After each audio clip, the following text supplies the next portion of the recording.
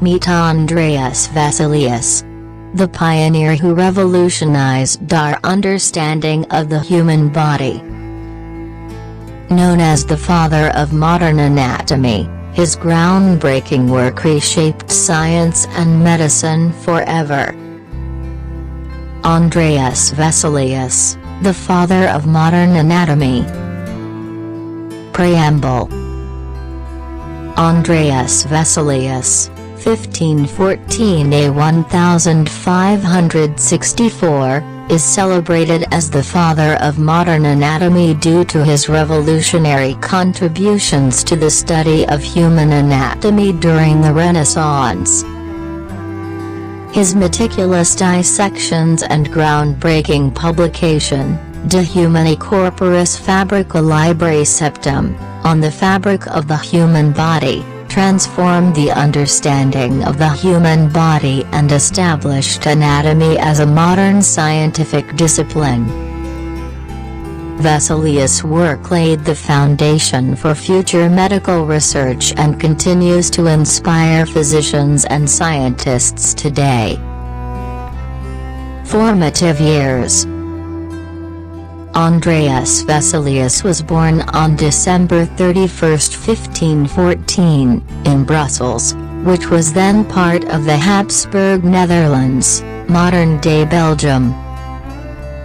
He was born into a family of physicians and pharmacists, which greatly influenced his future career. His father, Andreas van Wessel, served as the apothecary to Emperor Charles V, giving young Vesalius exposure to the medical profession from an early age. Vesalius showed an early aptitude for science and medicine.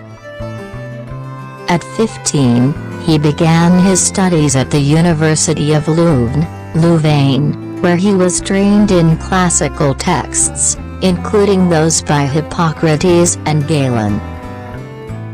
Afterward, he pursued further studies in medicine at the University of Paris, which was a leading center for medical education at the time.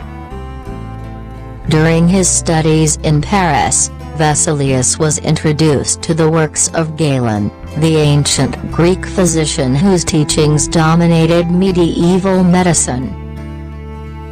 However, Vesalius soon became critical of Galen's anatomical descriptions, which were primarily based on animal dissections rather than human anatomy. The pivotal moment, analysis and insight. While studying in Paris, Vesalius developed a fascination with dissection as a tool for understanding the human body. He often conducted dissections himself, sometimes sourcing cadavers from unorthodox means, such as grave robbing. His hands-on approach set him apart from many of his contemporaries, who relied solely on the theoretical teachings of Galen.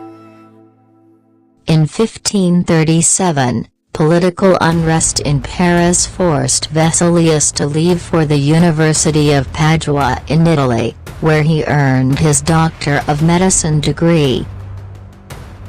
The University of Padua was renowned for its progressive approach to science, and Vesalius quickly rose to prominence. He was appointed as a professor of surgery and began giving lectures that included live dissections, a rare and controversial practice at the time. De Humani Corporis Fabrica, 1543.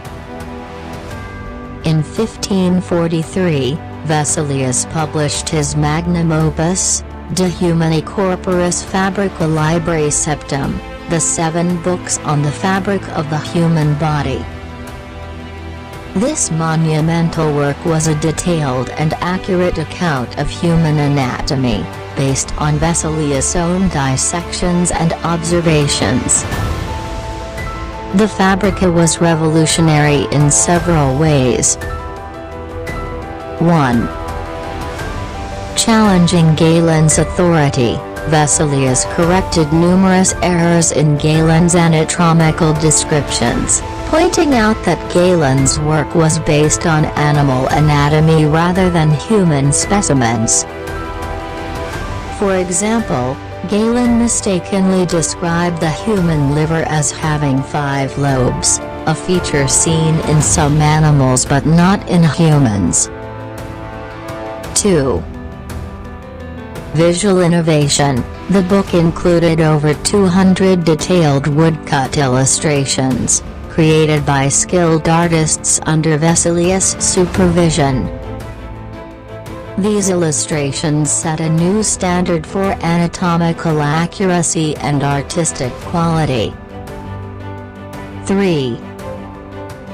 Scientific methodology. Vesalius emphasized direct observation and empirical evidence, laying the groundwork for modern scientific methods. The Fabrica was published in Basel, Switzerland, and quickly gained widespread acclaim. However, it also faced criticism from traditionalists who viewed Vesalius' challenges to Galen as heretical. Contributions to modern medicine. Vesalius' work had a profound impact on the field of medicine. Advancing medical education, he revolutionized the teaching of anatomy by advocating for hands-on dissection rather than reliance on ancient texts. Inspiring future scientists, Vesalius' emphasis on empirical research influenced generations of scientists, including William Harvey, who discovered the circulation of blood. Improving surgical practices. By providing an accurate understanding of human anatomy, Vesalius' work improved the precision and safety of surgical procedures. Later life and legacy. After the publication of the Fabrica, Vesalius was appointed as the court physician to Emperor Charles V and later to his son, King Philip II of Spain. Despite his success, Vesalius grew disillusioned with the medical profession, particularly the resistance to his ideas. In 1564, Vesalius embarked on a pilgrimage to the Holy Land. On his return journey, he faced shipwreck and died on October 15, 1564, on the Greek island of Zakynthos. He was only 49 years old. Vesalius' contributions to anatomy remained influential long after his death.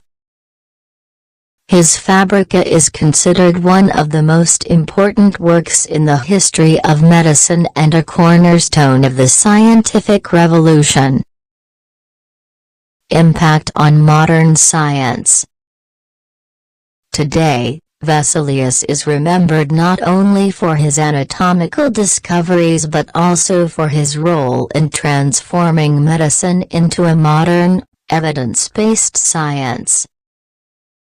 His insistence on empirical observation over dogma marked a turning point in medical history and inspired a new era of scientific inquiry. Resolution. Andreas Vesalius' life and work embody the spirit of the Renaissance, a time when human curiosity and determination overcame centuries of tradition and superstition. As the father of modern anatomy, Vesalius left a legacy that continues to shape the study of medicine and the pursuit of scientific truth. His contributions remind us of the importance of questioning established knowledge and seeking answers through observation and evidence.